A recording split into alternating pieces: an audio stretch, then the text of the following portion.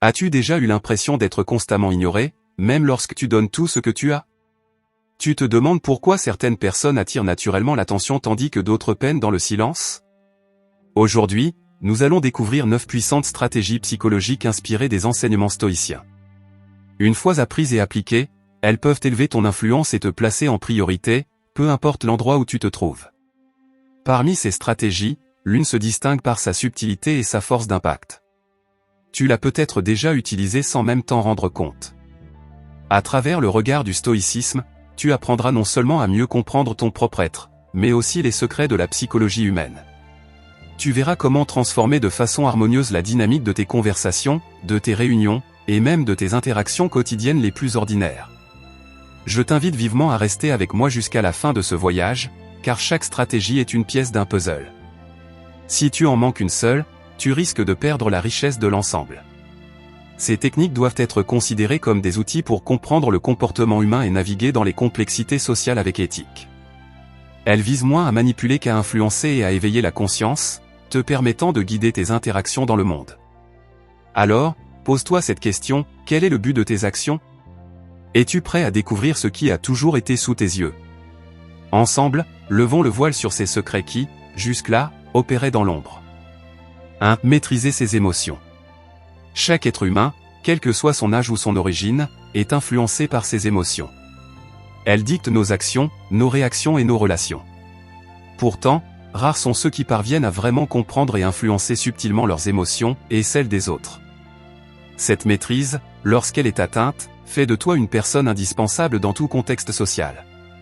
Les gens sont naturellement attirés par la stabilité, surtout la stabilité émotionnelle. Le stoïcisme enseigne que la capacité à rester calme, posé et rationnel, là où les autres vacillent, t'élève instantanément au-dessus de la foule. C'est comme être l'ancre dans une mer agitée.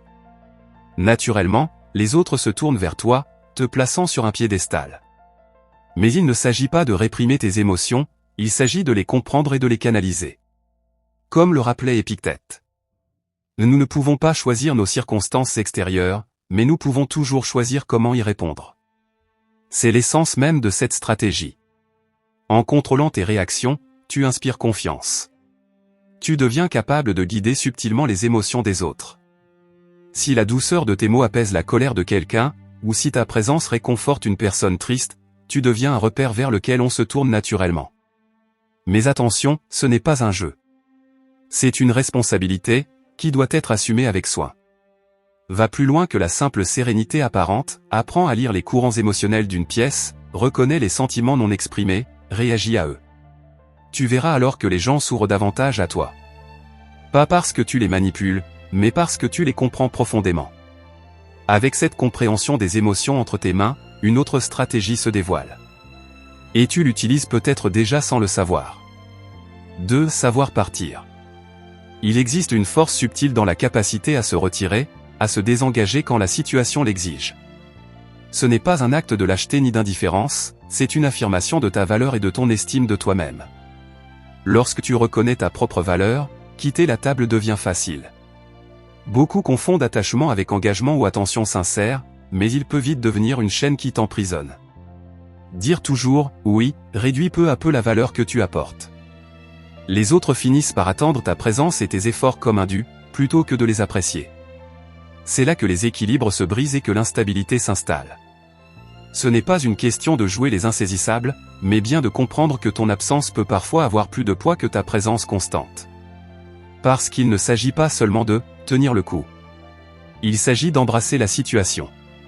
Choisir ce en quoi tu excelles fait partie de ton propre plan de jeu, il s'agit d'être inoubliable. Sénèque disait justement, ce n'est pas l'homme qui a peu, mais celui qui désire davantage, qui est pauvre. Être prêt à partir, c'est embrasser l'essence de cette sagesse, reconnaître qu'il y a une richesse dans le respect de soi et une puissance dans l'autonomie. Lorsque les gens perçoivent que tu n'es pas lié par le désespoir ou le besoin, ils te regardent autrement.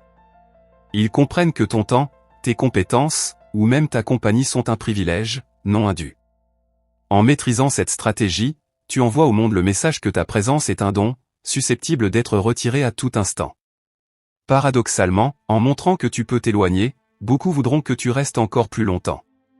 Ils verront la rareté de cette force, et à une époque où l'attachement est la norme, ton détachement devient ta plus grande gloire. Appliquées correctement, ces stratégies offrent de nombreux bénéfices. Elles peuvent élever ton influence, renforcer tes relations et te placer là où les gens non seulement te priorisent, mais apprécient sincèrement ta compagnie. Un mot de prudence toutefois, en tant que stoïcien, ces tactiques doivent servir d'outils d'influence quand c'est nécessaire, non comme des mécanismes de manipulation ou d'attaque. Si tu es stoïque, tu dois pouvoir les utiliser à ton avantage tout en respectant l'éthique. 3. Appliquer le principe de réciprocité. Souviens-toi de la dernière fois qu'un petit geste a illuminé ta journée, une faveur d'un collègue, un café surprise d'un ami, ou un compliment inattendu. Ces moments apparemment insignifiants restent souvent gravés dans notre mémoire parce qu'ils touchent une force profonde de notre psyché. La réciprocité est ce ressort intérieur qui nous pousse à rendre l'appareil lorsqu'on nous fait preuve de gentillesse. Au-delà des simples règles de politesse, c'est une part fondamentale de notre nature. Reconnaître et utiliser cette force peut transformer la manière dont les gens te perçoivent et se lient à toi. Comme l'observait le philosophe Sénèque, on apprend en enseignant. Cette idée résume bien la réciprocité. En offrant de la valeur et des idées, des conseils, ou de petites attentions sans attendre de retour immédiat, tu sèmes des graines de bienveillance. Avec le temps, ces graines fleurissent en un réseau de personnes prêtes à te soutenir, t'aider et te placer en priorité. Parfois, elles ne sauront même pas pourquoi elles se sentent portées à rendre l'appareil, mais ce lien invisible forgé par des actes authentiques les rapprochera de toi. Cette stratégie demande toutefois de la prudence, il y a une fine ligne entre les gestes sincères et la manipulation évidente. La clé réside dans la sincérité. Lorsque tu offres de l'aide ou partages ton savoir, fais-le sans calcul. L'authenticité brille d'elle-même, et lorsque les autres perçoivent une intention sincère, les liens de réciprocité se renforcent. À l'inverse, si l'on sent des arrière-pensées, la confiance s'érode et la connexion se dissipe. En réfléchissant à ce principe, prépare-toi à une introspection profonde, pourquoi donnes-tu, comment le fais-tu, et quelle est ton intention réelle ? 4. Maîtriser l'art du récit persuasif. T'es-tu déjà demandé pourquoi certaines idées restent ancrées dans l'esprit tandis que d'autres, pourtant valables, s'effacent ? La réponse est souvent plus simple qu'on ne le croit, le récit. Avant la technologie, avant l'éducation moderne et même avant l'écrit, il y avait le pouvoir de l'histoire. Autour des feux de camp comme dans les vidéos virales d'aujourd'hui, les récits façonnent les opinions, déclenchent des actions et changent les mentalités. Savoir raconter permet de rendre une idée mémorable, compréhensible et émotionnellement engageante. 5. La perception d'abord. Épicure ou, selon d'autres, la sagesse stoïcienne apparentée faisait remarquer que les hommes sont troublés non pas par les choses elles-mêmes, mais par la façon dont ils les perçoivent. Tout est question de perception. Lorsque tu encadres ton message dans une narration, tu offres un prisme à travers lequel les autres peuvent regarder la situation, orientant ainsi leur interprétation et, par conséquent, leurs actions. La beauté de l'art du récit réside dans sa capacité à faire sentir aux auditeurs qu'ils font partie de l'histoire, à éveiller leur empathie et leur compréhension. Ce n'est pas seulement l'histoire en elle-même qui compte, mais la manière dont elle permet à tes idées de résonner sur un plan personnel. Imagine que tu cherches à convaincre une équipe de relever un projet difficile. Plutôt que d'aligner des faits et des chiffres, raconte l'histoire de pionniers ayant surmonté des épreuves semblables et en étant sortis victorieux. Fais le parallèle entre leur lutte et le défi présent, en montrant que, certes, le chemin sera ardu, mais que les récompenses, tangibles comme intangibles, valent l'effort. Soudain, le projet ne sera plus une simple tâche, mais une noble entreprise. Et qui ne voudrait pas être le héros de sa propre histoire ? Pourtant, manier le pouvoir du récit exige de l'authenticité. Les gens sentent quand une histoire est fabriquée de toutes pièces ou quand elle ne vise qu'à manipuler. L'objectif est de trouver de véritables parallèles, de réelles émotions et des connexions sincères. Cette authenticité, combinée à l'art du récit, constitue une arme irrésistible, elle garantit que ta voix ne soit pas seulement entendue, mais qu'elle reste en mémoire. Aussi captivantes que soient les histoires, elles ne représentent qu'une pièce du puzzle. La stratégie suivante s'appuie sur un principe tellement enraciné dans la nature humaine que le comprendre peut ouvrir des portes qu'on croyait fermées. 5. Se donner la priorité. As-tu déjà remarqué comment certaines personnes dominent une pièce sans prononcer un seul mot ? Leur simple présence impose le respect. Cette aura, ce magnétisme, ne proviennent pas de facteurs externes, mais d'une conviction profonde en leur propre valeur. Le fondement du pouvoir d'influence ne réside pas dans la quête d'une validation extérieure, mais dans l'acte indéniable de se prioriser soi-même. C'est une idée aussi ancienne que l'humanité, et pourtant, dans notre quête effrénée d'approbation, son essence s'estompe souvent. Tu as pouvoir sur ton esprit, pas sur les événements extérieurs.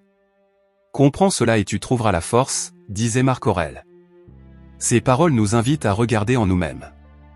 En reconnaissant et en nourrissant notre propre valeur, nous projetons malgré nous une aura d'assurance. Ce n'est pas de l'arrogance ni un ego démesuré, mais une appréciation sincère de soi, la reconnaissance de ses forces et de son potentiel. Lorsque tu te valorises et te donnes la priorité, le monde finit inconsciemment par refléter ce sentiment. Ce chemin de l'amour de soi n'exige pas d'ignorer les autres ou de sombrer dans l'égocentrisme, mais de rechercher l'équilibre. Comme la réciprocité repose sur des gestes sincères, l'amour de soi s'épanouit lorsqu'il découle d'une introspection authentique et d'un respect profond de soi. Investir du temps et de l'énergie en toi, que ce soit par l'éducation, le soin de ton corps et de ton esprit, ou l'établissement de limites claires, envoie à l'univers un signal fort, ta valeur est réelle. En retour, cette posture transforme la perception qu'ont les autres, les incitant à te respecter et à te prioriser davantage. 6. Écoutez sincèrement les autres. Dans un monde de plus en plus bruyant, saturé de voix cherchant à être entendues, une force discrète mais puissante se distingue, celle de ceux qui prennent le temps d'écouter vraiment. Tout individu, quel que soit son parcours ou sa situation, désire profondément être compris et entendu. Dans ce chaos, offrir à quelqu'un le cadeau de ton attention totale n'est pas seulement un acte de générosité, mais aussi une stratégie subtile pour te démarquer. La sagesse d'Épicure résonne particulièrement ici, nous avons 2 oreilles et une bouche afin d'écouter 2 fois plus que nous ne parlons. Ces mots résument parfaitement l'essence de l'écoute active. Alors que beaucoup attendent simplement leur tour pour parler, un véritable auditeur s'immerge dans les paroles de l'autre. Ce processus volontaire va au-delà du silence, il implique de percevoir les émotions et les intentions cachées derrière les mots. En adoptant cette pratique, tu deviens un repère de confiance et de respect dans un océan de distraction. En offrant un espace sur où les autres peuvent s'exprimer librement, tu gagnes non seulement des perspectives profondes sur leurs pensées et désirs, mais tu crées aussi une connexion authentique. Tu deviens alors une personne vers qui l'on se tourne pour chercher conseil et soutien. Écouter véritablement les autres vous confère une place d'influence dans leur vie. Cet acte simple, mais profondément significatif, vous positionne non seulement comme une présence indispensable, mais aussi comme une personne rarement ignorée, souvent même priorisée. C'est à travers cette connexion authentique que vous pouvez influencer les décisions des autres, façonner leur perception et, en fin de compte, orienter les résultats vers une compréhension mutuelle et un respect partagé. L'écoute authentique n'est pas seulement un cadeau fait à celui qui parle, c'est également un outil inestimable. Elle vous permet de forger des relations solides et durables dans un monde où la véritable empathie est devenue rare. 7. Créer un sentiment de rareté. Il existe une fascination universelle pour ce qui est rare, insaisissable ou momentanément inaccessible. Tout comme une pierre précieuse a plus de valeur qu'un caillou ordinaire, les individus sont souvent valorisés en fonction de leur rareté perçue.